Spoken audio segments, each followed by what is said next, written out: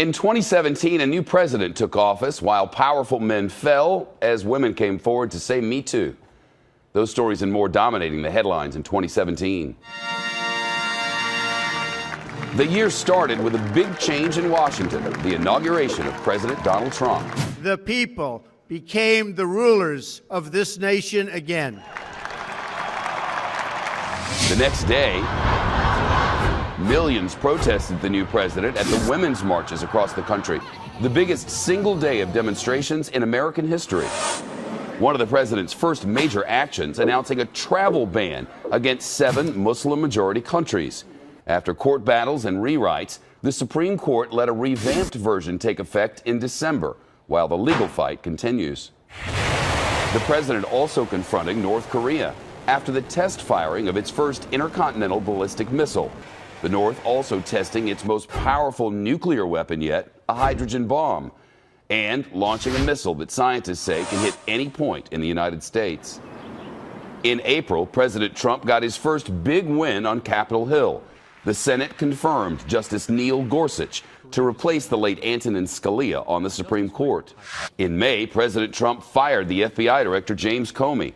That led to the appointment of a special counsel, Robert Mueller, to run the investigation into Russia's election meddling and possible collusion with members of Team Trump. The investigation led to the indictment of the former Trump campaign chairman Paul Manafort and the former campaign aide Rick Gates. Also, the former National Security Advisor General Michael Flynn pleaded guilty to lying to the FBI about his contacts with the Russian ambassador.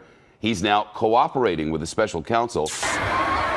Also in May, a deadly terror attack on an Ariana Grande concert in England. 22 people killed, dozens more hurt. Just one of several attacks against Western countries throughout the year. In June, a shooting at a Republican congressional baseball practice outside D.C. The majority whip, Steve Scalise, the most seriously wounded. 3 months later, he got a standing ovation as he returned to Congress. You have no idea how great this feels to be back here at work in the People's House.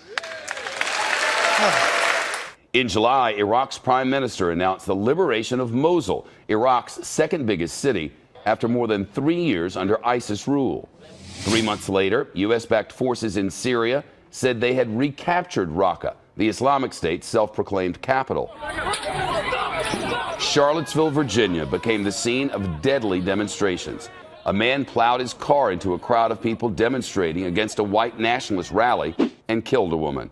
Days later, across the nation, people turned out to see the first coast-to-coast total eclipse of the sun in nearly a century. Everyone just joined together and we experienced everything together, and that's nothing can beat that.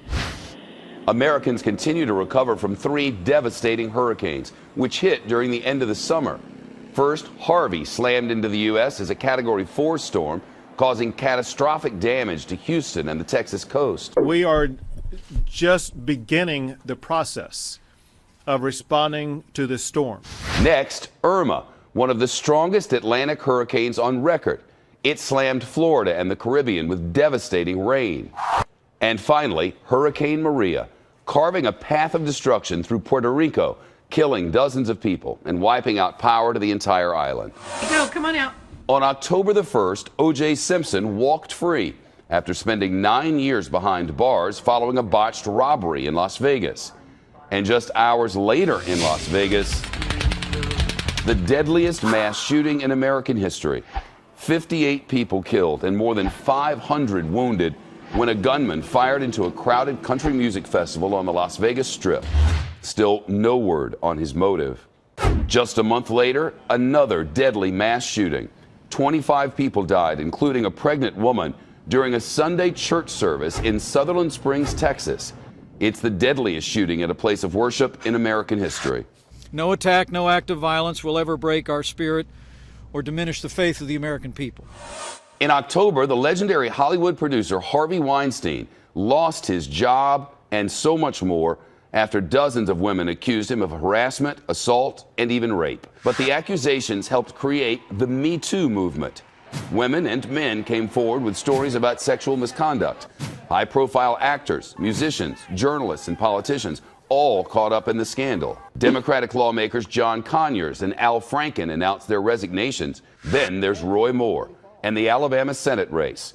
Women accused him of harassing and assaulting them years ago when they were teenagers.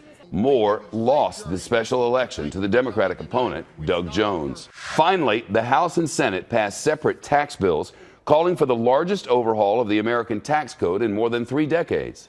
Looking ahead to 2018, the midterm elections coming up, the whole country waiting to see if voters will reject or reward President Trump. We're also keeping a close eye on tensions with North Korea and the latest sexual misconduct accusations. Of course, we'll be here for all of it. In New York, I'm Shepard Smith, Fox News.